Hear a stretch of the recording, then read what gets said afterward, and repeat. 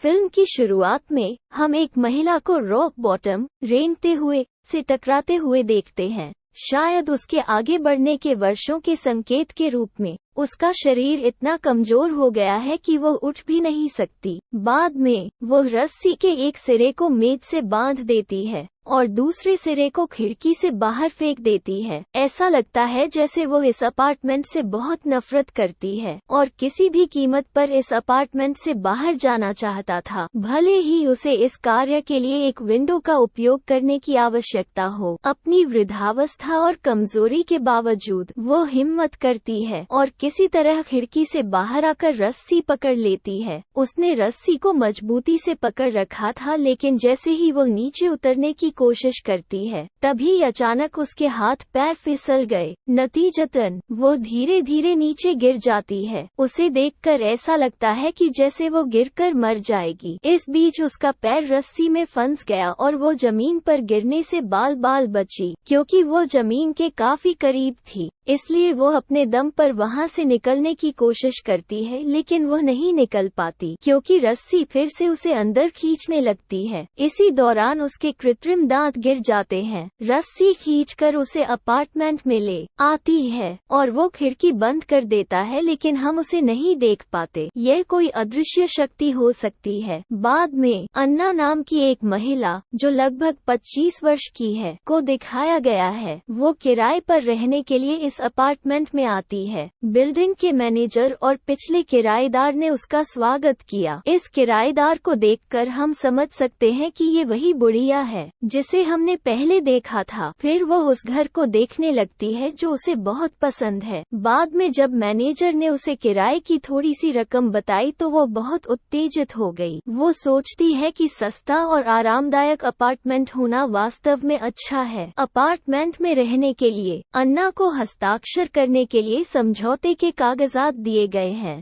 हस्ताक्षर करने से पहले वो बुढ़िया से पूछती है कि तुम अपार्टमेंट क्यों छोड़ना चाहती हो। बुढ़िया थोड़ी देर चुप रहती है और कहती है, दरअसल मैं यहाँ से इसलिए जा रही हूँ क्योंकि मुझे दुनिया घूमना है। दुनिया घूमने को लेकर उनका बयान सुनकर एना को काफी अजीब लगता है। वो सोचती है, वाह, उसकी उम्र की महिलाएं मर रही हैं और अपने घरों में आराम कर रही हैं और वो दुनिया घूमना चाहती है। बाद में एना उन्हें अपने बारे में बताना शुरू करती है। मैं इस शहर में नया हूँ और मैं अपने दोस्त के साथ आया था, लेकिन हम लड़े और इसलिए मैं यहाँ आया हूँ। जैसे जैसे वो उन्हें अपने बारे में बता रही थी, बुढ़िया चिंतित हो रही थी क्योंकि वो कागजात पर हस्ताक्षर नहीं कर रही है और समय बर्बाद कर रही है। वो अन्ना से पूछती है कि क्या उसे यह अपार्टमेंट लेना है या नहीं, या बस यहाँ बात करने के लिए आओ। और अन्ना कहती है, क्यों नहीं, मुझे इस अपार्टमेंट की जरूरत है। बाद में जब वो उसे समझौते के कागजात देती है और वो हस्ताक्षर करना शुरू करती है तो कलम काम नहीं करती है, लेकिन बुढ़िया उसे कलम देती है। वो इस अपार्टमेंट को किराए पर देने की प्रक्रिया से भागती हुई दिखाई दी। जैसा कि उन्होंने सौदा किया, अन्ना ने इस अपार्टमेंट को किराए पर लिया। बुढ़िया अपना सामान बांधकर वहाँ से चली जाती है। एना को अपार्टमेंट की चाबियां देते हुए मैनेजर उससे कहता है, चिंता मत करो और अगर तुम्हें कोई मदद चाहिए तो मुझे फोन करना और मैं आऊंगा। ये कहकर वह भी चला जाता है और बाद में अन्ना घर की सफाई करने लगती है। अपना सामान व्यवस्थित करने के बाद अन्ना दीवारों को रंगने लगती है क्योंकि दीवारें काफी गंदी और पुरानी लग रही थी। अपार्टमेंट में काफी गंदगी और धूल थी। वो सारा अतिरिक्त सामान बाहर फेंक देती है और बाद में एक कपड़े की मदद से धूल साफ करने लगती है।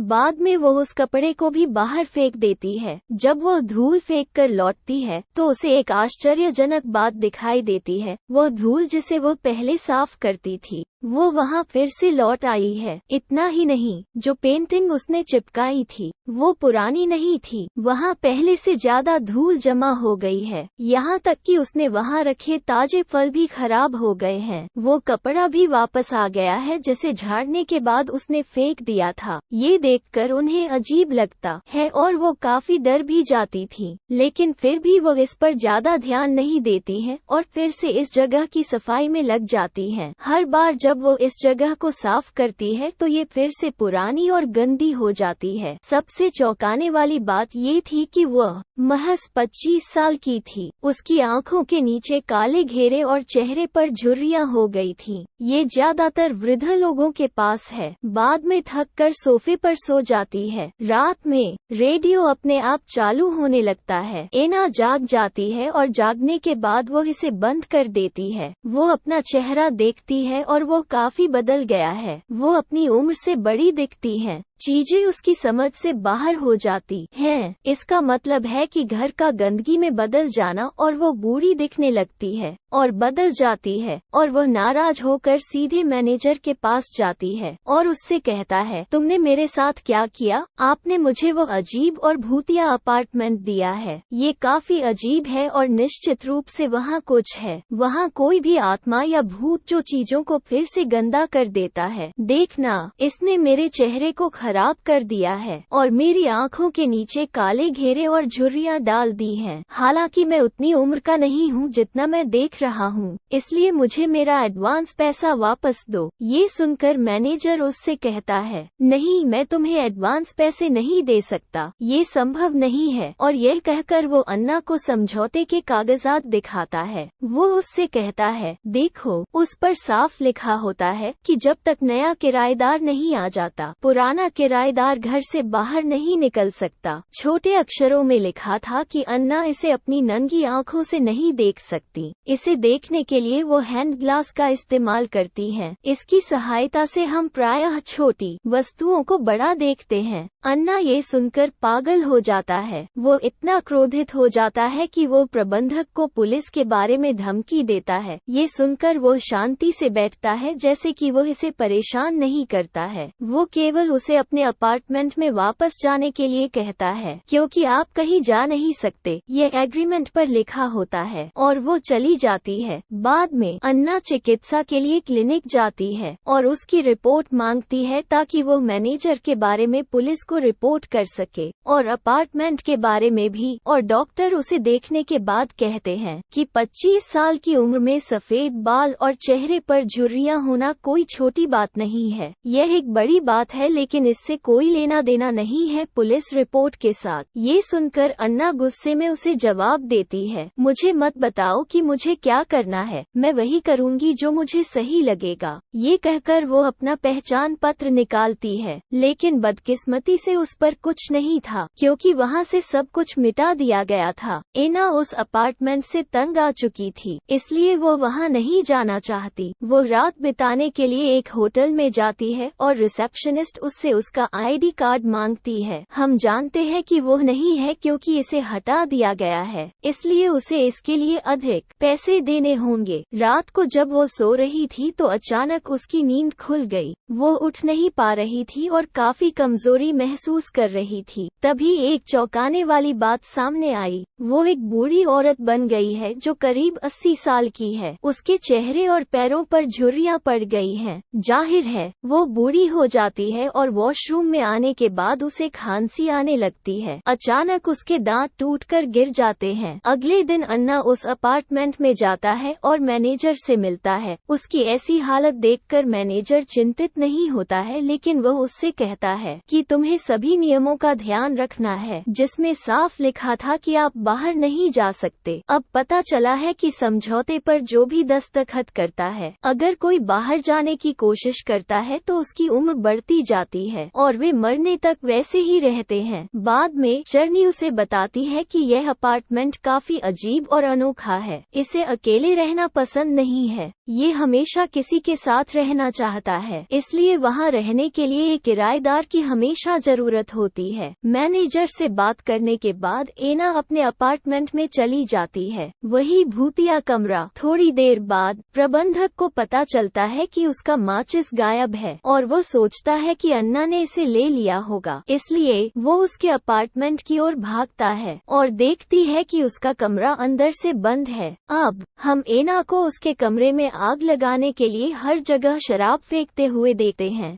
वो माचिस की तीली जलाती है, लेकिन दुर्भाग्य से वो जलती नहीं है। जब एना माचिस की तीली जलाकर फेंकती है तो उसमें आग नहीं लगती। उनकी इस हरकत से अपार्टमेंट वाले आग बबूला हो जाते हैं। उसे सजा देने के लिए उसका दम घुटने लगता है और मुंह में कपड़ा डालकर उसका दम घुटने लगता है। उसका दम घुट रहा था और वो नीचे गिर रही थी और वो कुछ ताजी हवा पाने के लिए उत्सुक थी। बाद में मैनेजर किसी तरह अंदर आता है और मुंह से कपड़ा निकालकर अपनी जान बचाता है। वो अपनी आखिरी सांसें ले रही थी और अजीब बात ये थी कि यह वही कपड़ा था जो एना का धूल साफ करने के लिए इस्तेमाल किया जाता था। कुछ देर बाद जब वो नॉर्मल हुई तो मैनेजर ने उसे पानी पिलाया और अपार्टमेंट के बारे में सब कुछ बता दिया। वो उसे बताता है कि यह काफी पुराना अपार्टमेंट है, तब से कोई इस अपार्टमेंट में रह रहा है। इस अपार्टमेंट में आत्मा या भूत जैसा कुछ अजीब है, यही सब करता है। एक दिन यहाँ कुछ लड़कियाँ आकर रहने लगी, लेकिन कुछ दिनों बाद वे जैसे आप हो गए वैसे ही बूढ़े हो गए। ये खबर हर जगह प्रसारित और फैली हुई थी। तभी एक आदमी को लगा कि कोई भूत है तो उसने वहाँ जादू करने की कोशिश की, लेकिन वो अपने मंसूबे में कामयाब नहीं हुआ और उसकी दर्दनाक मौत हो गई। यानी इस अपार्टमेंट में जो कुछ भी है वो काफी खतरनाक है। इसे यहाँ किसी भी तरह का झंझट पसंद नहीं है। इस कारण सरकार ने भी इस विभाग के बारे में सोचना बंद कर दिया है और इसे गुप्त रखा और पुलिस भी यहाँ आने से डरती है। वे इसके खिलाफ कोई कार्रवाई नहीं करते हैं और जब प्रबंधक जा रहा था तो वो उसे सलाह देता है कि यदि आप इस अपार्टमेंट से छुटकारा पाना चाहते हैं तो आपको एक किराएदार खोजना होगा, क्योंकि आपके पास यही एक रास्ता है और आप बाहर जा सकते हैं, अन्यथा आप इससे बाहर नहीं जा सकते। आगे हम देखते हैं एना तैयार होने के बाद मदद के लिए अपने दोस्त के पास जाती है। जाहिर है वो बूढ़ी हो गई थी और वो उसे पहचान नहीं सका। वो उसे बताने की कोशिश करती है, मैं अन्ना हूँ, मुझे पहचानो। वो सोचता है कि बुढ़िया कहना चाहती है कि वो अन्ना की दादी या नानी है। इसी बीच उसके दोस्त की पत्नी वहाँ आ जाती है, क्योंकि उसकी शादी हो चुकी थी और वो उसे लेने आई थी। अब उसे पता चलता है कि वे दोनों रहने के लिए किराए का अपार्टमेंट ढूंढ रहे हैं। हालांकि यह उनके लिए एक अच्छा मौका था कि वे इस अपार्टमेंट को इससे छुटकारा पाने के लिए दे दें, लेकिन वो कुछ नहीं कहती और उन्हें वहां से जाने देती है। रात को जब एना सो रही होती है तो रेडियो चालू होने लगता है। वहां की कई चीजें चालू होने लगती हैं। ऐसा लगता है कि यह अपार्टमेंट उसकी मदद करना और उससे दोस्ती करना चाहता है, जैसे यह उसके लिए भोजन और चाय बनाती है और जब वो उठती है तो उसके सामने भोजन तैयार होता है, लेकिन वो उसे खाकर फेंक देती है। वो वही चाय देखती है, लेकिन उसे पता नहीं होता कि इस अपार्टमेंट ने इसे बनाया है। वो इसे लेने का फैसला करती है और वो चाय को धीरे धीरे कप में डालती है और इसे लेना शुरू कर देती है और उसे चाय बहुत पसंद है। वो उस बिस्किट को उठाती है जो उसने कूड़ेदान के पास फेंका था और उसे खाना शुरू कर देती है।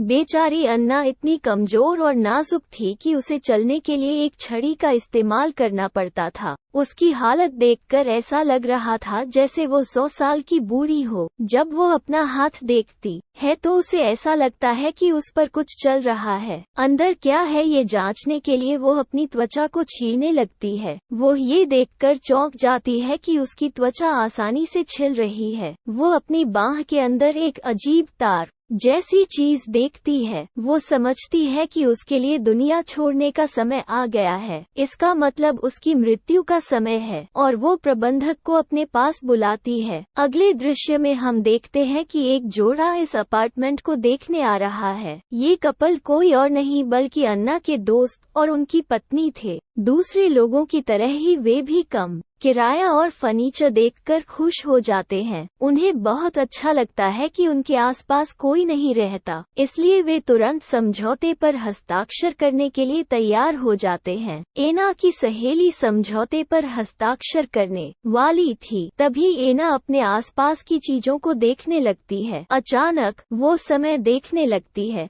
जब वो वहाँ आई थी, जिसका अर्थ है कि जब वो फंस गई थी, थोड़ी देर बाद उसे अपना दर्द महसूस होता है। मैं इन सभी परिस्थितियों से कैसे गुजर रहा हूँ। वो नहीं चाहती कि जो उसके साथ हुआ उसके साथ ऐसा हो। तभी वो अपनी दोस्त को रोकने के लिए उसके हाथ पर गर्म चाय फेंक देती है। बाद में वो उसे इस समझौते से अलग कर देती है। वो चिल्लाकर उसे चेतावनी देती है, यहाँ से चले जाओ और यहाँ कभी वापस मत आना। वे बिना कुछ कहे वहाँ से चले जाते हैं। जाहिर है वे जा चुके हैं और इसका मतलब है कि अन्ना ने वहाँ से जाने का अपना आखिरी मौका खो दिया है। हालांकि वो चाहती तो उससे बदला लेने के लिए अपनी सहेली को फंसा सकती थी। हो सकता है वो अपने आखिरी साल बाहर बिताए, लेकिन उन्होंने ऐसा नहीं किया क्योंकि उसके दिल में अभी भी अपने दोस्त के लिए प्यार और इंसानियत है। उसने स्वार्थ नहीं दिखाया है, लेकिन अपने दोस्त को बचा लिया है। ऐसा करके उन्होंने अपनी जान कुर्बान कर दी है। वो किसी भी तरह इस जर्जर अपार्टमेंट को खत्म करना चाहती थी। ये देखकर मैनेजर के होश उड़ गए। जब मैनेजर वहाँ से जाने वाला था तो अन्ना उससे कहता है, मुझे जाते समय दरवाजा बंद करने के लिए एक एहसान दो और कई सालों तक वापस मत आना, क्योंकि मैं इस अपार्टमेंट को खत्म करने की कोशिश करूँगा। क्योंकि उनका भी मानना था कि अगर वहाँ कोई नहीं आया तो इस अपार्टमेंट में लोगों को मारने का सिलसिला खत्म हो जाएगा। इसका मतलब है कि न तो लोग बूढ़े होंगे और न ही वे मरेंगे, और किसी प्रकार का श्राप हो तो वह भी टूट जाएगा और इस अपार्टमेंट में किसी भी तरह की आत्मा और भूत भी मर जाएगा। मैनेजर उसकी इस बहादुरी की तारीफ करता है और उसे अलविदा कहकर चला जाता है। उनके जाने के बाद हम अन्ना को इस अपार्टमेंट में अकेले देखते हैं। न तो कोई उससे मिलने आएगा और न ही उसमें इतनी शक्ति है कि वह नीचे जा सके, और उसकी दशा देखकर ऐसा लगा जैसे उसकी मृत्यु का समय आ गया हो। तभी खिड़की के पास